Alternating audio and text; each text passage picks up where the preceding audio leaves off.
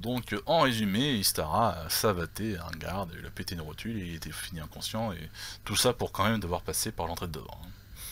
Voilà. L'histoire de ma vie, quoi. Avec beaucoup de précautions, vous commencez à ramper en direction de la cabane. Par chance, le garde surveille à ce moment la zone opposée et ne semble pas vous avoir vu. Par contre, il est fort possible qu'il vous entende arriver. Avec d'infinies précautions, vous arrivez finalement à ses côtés. Au moment où il se retourne, vous êtes déjà sur lui. D'un bon coup de crosse, vous parvenez à l'assommer avant qu'il ne donne l'alerte. Une fouille rapide du garde vous confirme que c'est votre jour de chance, il avait les clés de la porte principale dans la poche. Rien d'autre ne semble gagner intérêt, vous l'appuyez donc tant bien que mal contre un mur de la cabane afin qu'il ait simplement l'air endormi, et vous vous dirigez vers la porte de l'entrepôt. Vous déverrouillez la porte et vous vous glissez sans difficulté à l'intérieur. Il faut maintenant rapidement trouver le panneau de contrôle des systèmes de surveillance. Heureusement, vous localisez rapidement le boîtier de commande.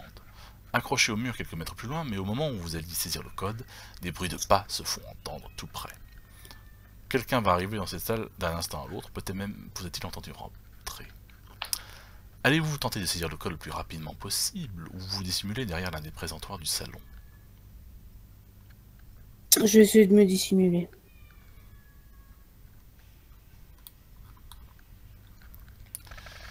À peine êtes-vous dissimulé derrière un espèce de comptoir que le rayon d'une lampe torche balaye l'endroit où vous étiez quelques secondes auparavant.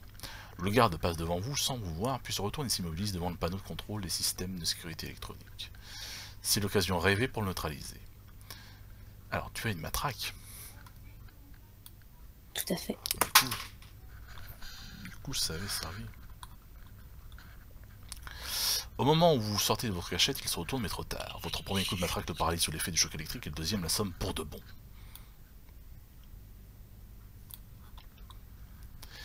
Tout est calme à présent. Vous rentrez rapidement le code, ce qui devrait avoir pour effet d'aveugler les caméras de surveillance et de désactiver les systèmes de sécurité. Le voyant vert qui vient s'allumer sur la console vous laisse penser que ce code fonctionne réellement. Il faut maintenant trouver la moto. Tu n'es pas équipé d'une cyber optique avec vision de nuit. Hein. Ah bah voilà. Bah, j'avais pris quoi? Attends. Vous n'avez pas d'autre choix que d'utiliser la lampe torche du garde. Ah. Vous pouvez faire le tour du hangar ou inspecter le centre de la pièce. Mais pourtant, je l'avais pris. Oui, et tu n'as d'autre choix que d'utiliser la lampe torche du garde. Non, mais pas la lampe. Hmm. La vision de nuit. Ah non, toi tu m'avais dit la vision améliorée pour l'habileté, pas la vision de nuit. Ah, faut que soit l'un, soit l'autre.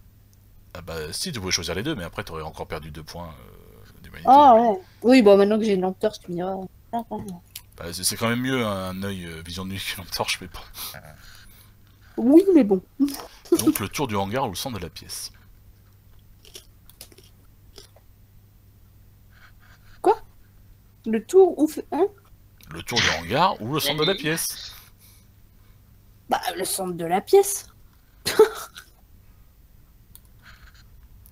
La pièce est grande, mais la chance est avec vous. À la lueur d'autres torches, vous repérez finalement le stand Shiva ainsi que la star du salon, la ZZT 1800. Ah, c'est pas de la chance, c'est de la logique. La Shiva trône sur un socle circulaire, presque au centre de la pièce. S'il y a d'autres gardes, ils doivent être à l'étage car vous n'avez pas fait d'autres rencontres. De plus, la moto n'est pas attachée. Vous prenez la décision de la déplacer rapidement, ce qui ne pose pas de problème. Quelques minutes encore, vous vous retrouvez à l'extérieur. Bonne nouvelle, elle démarre au quart de tour. Vous filez à toute allure avant que les forces de police n'arrivent sur les lieux. Vous espérez vivement que les informations promises seront à la hauteur de vos efforts, ce que vous n'allez pas tarder à découvrir. Non, parce que bon, entre nous, voilà, effectivement, l'autre mec il pourrait te retrouver, mais sinon, hein, tu viens récolter un truc qui apparemment vaut 100 000, donc même Ouais. à la revendant pas tout à fait à son prix, je veux dire 80 000, t'es tranquille pour un moment, tu vas dans une autre ville, tu changes de vie, je sais pas, mais bon. Continuons sur les rails. La vue de la Shiva rend le gars surexcité. Merde, ça alors, t'as réussi. Regardez-moi cette bécane. Ma bécane. Pour lui, c'est Noël avant l'heure. Il est évident que vous pouvez à présent lui demander à peu près n'importe quoi. Une seule chose vous intéresse, cependant. Le fromage. Alors, cette fille? Oh oui, oui, bien sûr. Attends, mais t'as vu comme elle est bien, cette bécane. Mon œil droit est un Opti 79 de chez Tektronix, 20 minutes d'enregistrement en haute définition, beaucoup plus en mode compressé. Et vu la place que j'ai sur mon PDA pour décharger, je me fais plus chier à enregistrer que ce soit en basse def. Le film qui s'affiche à présent sur son PDA est des plus intéressants. On devine la porte derrière du DDNC, et à gauche de l'écran, la porte s'ouvre et vous reconnaissez Satori qui en sort précipitamment. Elle jette un regard à droite dans la direction de votre informateur, puis à gauche et choisit de se diriger dans cette direction. Son pas est rapide, elle semble fuir quelque chose. Une voiture noire passe lentement au bout de la rue. Sa vitesse est vraiment trop faible pour ne pas être suspecte.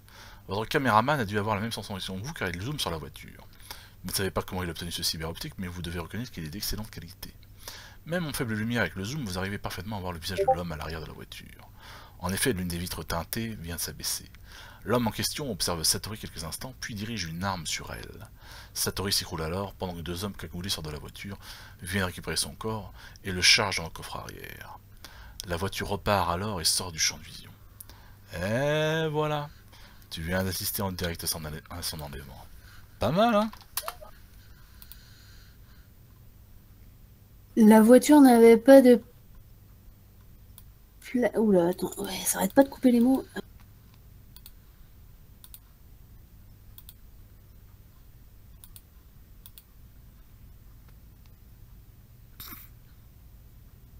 Il y a un mot que j'arrive pas à capter là. Bah, plaque. Non, non, mais c'est pas ça. Et on ne voit le visage que d'une personne. Ouais, c'est après que... Ah, rien. Ah oui, exact. La voiture n'avait pas de plaque. On ne voit le visage que d'une personne. Rien d'autre? Je veux pas faire ton boulot non plus, merde, c'est déjà pas mal ça. Tu me files un truc qui fait 100 000 quoi. Je suppose que oui. Dommage qu'il n'y avait pas le son. Le pistolet que ce type avait était bizarre. Ça faisait quoi comme bruit? Ah, c'est marrant que tu me poses cette question. Je me souviens que sur le coup, quand j'ai entendu le bruit, je me suis dit que s'il venait de lui tirer dessus avec un truc à gaz. En fait, ça m'a vraiment rappelé le bruit des pistolets hypodermiques. Tu sais, quand tu injectes une bonne dose de Syntexta. Tu vois ce que je veux dire? Oui, c'est bon, je vois. Il me faut la photo du type dans la bagnole. Ah, ok, 2 secondes. Voilà, c'est cadeau. T'as toute la scène. Il vous tend une minuscule mémoire. Carte mémoire. Elle devrait être lisible par n'importe quel assistant numérique ou ordinateur pas trop ancien. Vous avez là un indice précieux qui vous permet d'augmenter votre score de 2 points. Je passe de 0 à 2. Et tu l'as apporté une Shiva, donc ouais. Inutile de traîner davantage, vous devez retrouver Satori le plus rapidement possible. Adieu ma pote, et fais gaffe aux limitations de vitesse avec ce monstre. Hein? Ah non, c'est le contraire, c'est toi qui dois dire ça, ouais. Attends, je me suis emballé. Ouais. L'emballement. Oh, puis c'est complètement débile comme. Bon, bref. Adieu, mon pote. Fais gaffe aux limitations de vitesse avec ce monstre. Le sourire en coin qu'il vous lance en dit long sur l'estime qu'il porte au code de la route. Attends, tu m'as pas l'air en forme. Tiens, prends ça. Il fouille dans sa poche et vous tend une micro-perf. Ces petites capsules, sous pression, peuvent contenir n'importe quelle substance chimique. Il suffit de s'enfoncer la petite aiguille dans la peau, de presser un peu l'arrière de la capsule, et l'injection se fait toute seule.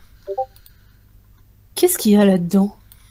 Des vitamines, des nanochirurgiens et 2 ou 3 autres trucs. Ça peut pas te faire de mal, au contraire. Ok, merci. À la prochaine, Chambata. Lorsque vous déciderez de vous injecter ce qu'il vous a donné, si bien sûr vous décidez de le faire, rendez-vous au 115. Ah, bon bah si. Ça veut dire que c'est peut-être pas très net en fait. Ah non, enfin là ça va, tout va bien, je vais pas le faire maintenant. Non mais... Lorsque... Ouais, oui, d'accord. J'ai bien mis un smiley, oui. Parce que, notez bien ce paragraphe, parce que le paragraphe que vous quitterez alors que vous aurez ensuite à y retourner pour poursuivre votre aventure si tout se passe bien. Attends, c'était quoi? 160? Non, 115. 115. Ok, je note. Okay.